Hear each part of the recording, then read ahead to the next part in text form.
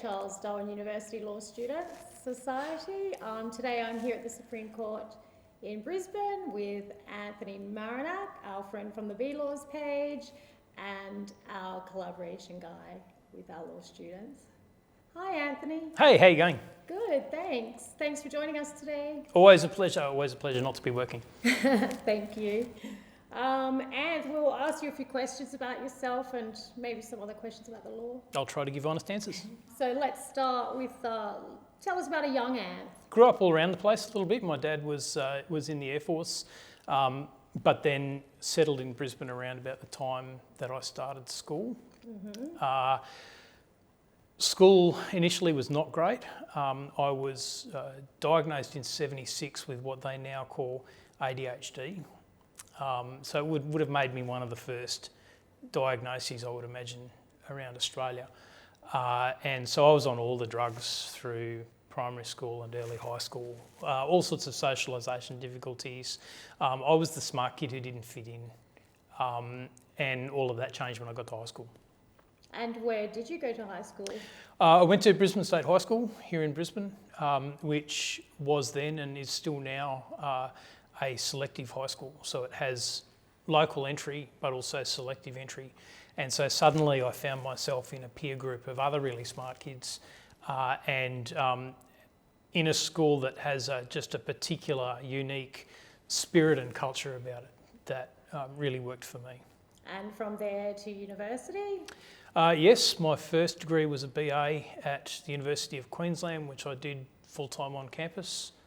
Before I ran out of money and had to get a job, and things rolled on from there. Okay, so about 20 years at uni all up.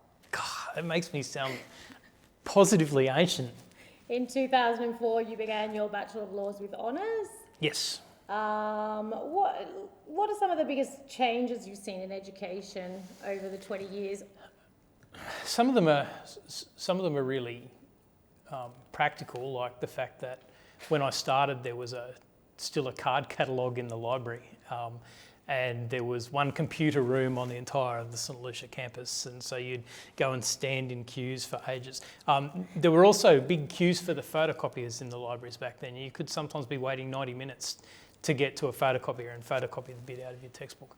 But all of that's just nostalgia. The really big change that I've seen in universities in the last 20 years or so is that nowadays universities are run like businesses and students see themselves as being customers or clients of that business. And it's really changed the dynamic between educational institution and student versus service provider and client.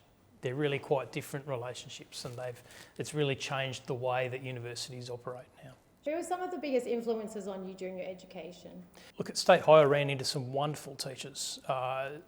Mal Garrett and John Cullity were two English teachers who introduced me to literature and taught me to love the written word. Mm-hmm.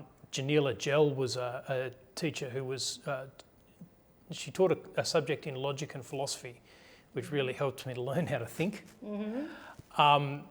And then once I got to university, I was one of the disciples of the great Associate Professor Paul Reynolds at the Department of Government in the University of Queensland. And Paul was just a massive influence on me academically, and he eventually became my PhD supervisor and also the godfather of one of my kids. Okay, and I also understand that your master's thesis was on a really unusual topic. It was. Can you tell us about that? I was looking at the question of whether grievous or actual bodily harm should be lawful in the course of sadomasochistic sex. And that really followed on from a case called Brown's case, or the Spanner case, mm-hmm. In the United Kingdom, where 3 gay guys were actually imprisoned for inflicting harm on one another during sexual activity, even though everybody was consenting to it right the way through. I always saw that as an injustice. I wanted to prove that it was an injustice, mm-hmm. but in order to do that, I had to engage really deeply with legal theory, particularly feminist legal theory, mm-hmm. because obviously once you start combining sex and violence, there's the potential for really bad things to happen to women, especially, unless you have some really sophisticated rules around consent. So it turned into quite a complicated thesis, and it's a lot less naughty than people kind of imagine when they first hear the topic.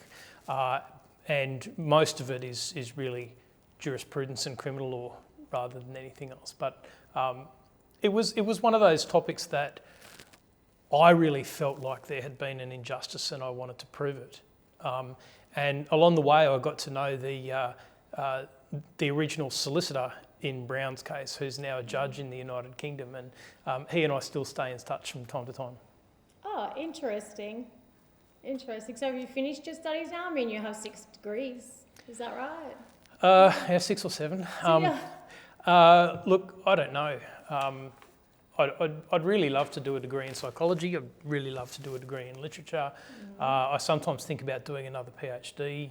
I don't want to have to pay for any of it. So I don't know. Never say never. I really like seeing those graduation photos you see sometimes where someone's 85 or 90 and they're graduating with a degree. I kind of like the idea of being that guy. Regardless of whether it's degrees or not, though, I just think this is the information age. You can't stop learning. And whether you're learning something that's going to result in a degree or whether you're just learning something, I just don't think you can stop learning these days. If you stop learning, then you're going to fall behind.